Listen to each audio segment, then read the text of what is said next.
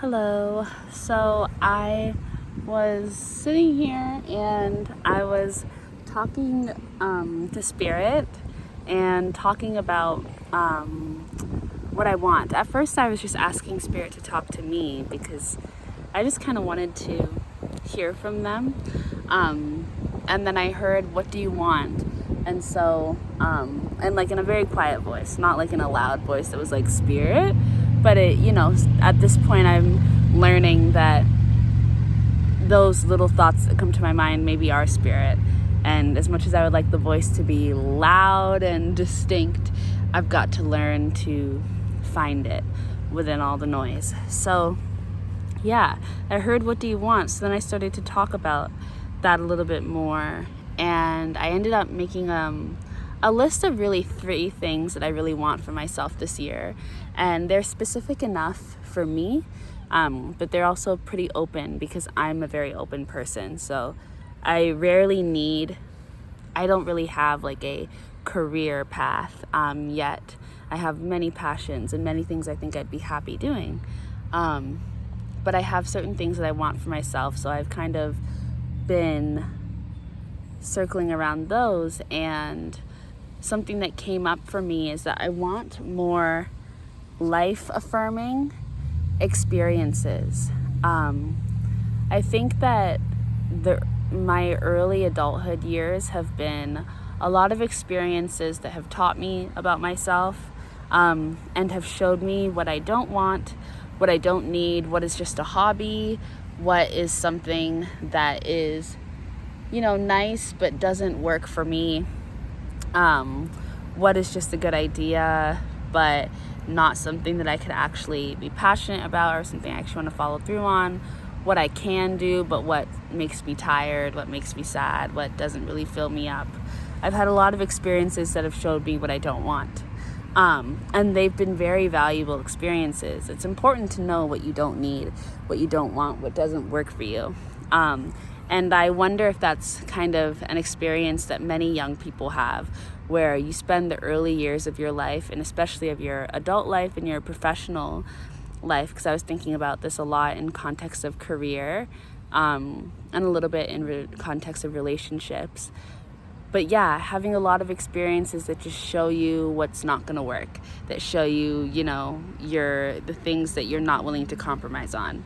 I've learned over the years a lot about what doesn't work for me. And so when I was making this list for myself around what I want, and I got specific towards this year, what was kind of consistent amongst these 3 things that I wrote down was that I want the experiences that I have over this next year to be affirming. I want them to be experiences that say yes, that make me feel like when I'm done with those experiences, I want to walk away being like, okay, how do I find more of that? Even if it doesn't all work out, more of this. I want there to be more things that I enjoyed about this than things that I didn't, because I want my path to become more defined and more specific. I'm a Sagittarius moon, and I'm somebody who has always been interested in a lot of things and interested in going a lot of different places and very open to being in a lot of different spaces. But as I get older, I am really interested, especially when it comes to career, I'm really interested in continuing down a path, a path that is informed, a path that I already have a legacy in, a path that I would like to be on long term, something that I can build upon. I think that new experiences are always really fun, and getting out of your comfort zone and trying something new and something totally, outside of your world is really cool. And I think it's something that will happen, that I will dive into more deeply again in another phase of my life. But I think as I enter my mid-20s and I'm just getting older and preparing to hopefully settle down, not right now, but with a partner within hopefully the next decade and a half, and have a family, right now my eye is kind of on a structured path. something that I can really begin to create a legacy from. I want to become mastered in something, in some type of craft, and even in relationships, because right now I feel like a bit of a jack of all trades, which is just, I think, what comes with being young. But it's just, I think, exciting to know that I'm ready for more structure, for more stability, and I guess for a little bit more of the mundane of just working at this one thing. I'm ready to put the work in towards, a solid path. And it doesn't need to be a single path, but even if it's just a few paths, ones that I am committed to, that there is commitment there. And so I'm wondering if anybody else is feeling the same. I just wanted to share it. The other day I was talking about, there's some blue jays. I think that those are female blue jays because their color is not as bright blue. And I feel like that's always a thing with birds. Like the males are more like extravagant in their appearance because they need to attract. But anyways, there's two female blue jays. Yeah, I was talking about in this other video that maybe I'll put at the end of this video. I was talking about whether or not, well, actually, maybe I just won't say it. I'll just leave it. But yeah. And the other half of that, alongside career, is relationships. I've had a lot of relationship experiences and dating experiences that have showed me what I don't want. And now I'm ready to have experiences where I walk away from those dates being like, oh, like that is something that I want in a partner. That quality, that type of experience, that feeling is something that I want in a partner. I want to start seeing more people and running into more people and connecting with more people that are serious contenders and that reflect to me the qualities that I desire and affirm to me that what I desire out of a partner is possible because there are people who have these qualities already.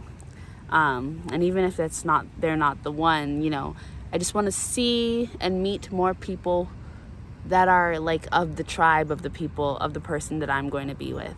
I want more affirming experiences in my life. And that's something that I'm really calling into existence. This year, I really want to start having life-affirming experiences that really tell me, yes, this is the path. You are on the path. This is where you should continue to go down. And that kind of give me a guiding light. I don't want to be a wanderer. I don't want to be a wanderer. I'm ready to know where I'm going, and have a vision for myself and be able to stick to that and be committed to that and put in the work and put in the time. So that's something that I'm looking forward to. And I guess I just wanted to share. I'm interested if other people are going through the same things. I'm 24 now, so moving into my mid-20s, and I know I've got a lot of time and things can always change, so I'm super open-minded, but it's just something that I've been feeling for a while now, that I'm interested in more stability, and I'm excited about it. So yeah, yay. What's on your list? What do you guys want for yourself? And you don't need to think super big. It can just be for this year. Hello. I'm watching the show on Netflix, Nobody Wants This. It's the first episode. And the rabbi was giving a sermon. And at the end of his sermon, he said, if you think God has a plan and you think it's something specific and you haven't felt it yet and you think everybody is just in on some big secret that you're missing out on, you're in on it. And when he said that, it made me wonder whether God has plans for us, for people, for life, or if he, she, it, they are just curious. And you know how people are like, there's infinite possibilities for your life. Every way that you can imagine your life going is a way that your life has gone or will go or can go. And it's just about you deciding which one you want to be on based off of the specific, I guess, version of yourself that you are. Where you want your consciousness flowing or your spirit flowing, which timeline. I was thinking about that in relation to what he just said. And I think it's a cool idea to think that instead of there being a specific purpose for your life and a specific way that your life is supposed to go, that there are many different options, and that the free will comes through spirit or the universe or God or goddess, whatever you believe in, yourself, just being curious about your life and about the way that you want it to go. I feel like it would make sense to me that spirit is curious about who we are and our minds and the decisions that we make and why, based off of environment and socialization and history and karma and all those things, but also maybe just randomness and just the uniqueness of your individual spirit and how you end up being as a human being, as a person, as a spirit. And I like the idea that there's not a specific plan for you, for any of us, but there are certain things that would maybe be best, or certain lifestyles, certain paths, certain ideas that would be exciting and fulfilling and empowering and positive in our lives. And so maybe that's why you experience certain nudges in certain areas of your life, why you find yourself moving along certain career paths or attracted to certain types of people or certain places. But maybe it's not as specific as you're meant to go be a doctor in Cambodia and work with small children to help alleviate or get rid of this very specific disease, and you need to spend your life in this way, and then when you go to Thailand, you're going to meet this person. I wonder if the point is that the details aren't set out and that we're supposed to be the ones that get the opportunity to decide that for ourselves, and from that, spirit gets to learn from us and learn about curiosity and randomness and free will. Because I wonder if that's what's most intriguing about existence to whoever is running this whole thing, to whatever overarching power, if there is an overarching power, or if it's just nothingness. If nothingness is just curious about what we decide to be and why, and maybe learning to maybe the whole point is them trying to discover if there is a why or if there is no why, and it's just how you feel. And is there a purpose to feelings? Is there a purpose to it all? Or is it just, it is what it is? Which I think is an interesting dilemma, if that's what spirit is going through. If they're like on a philosophical journey to see if there is a why or if there isn't. And I think that would make sense, because I think that mirrors a lot of our own journeys. And if we could talk to other creatures and animals, I wonder if they would be having the same questions.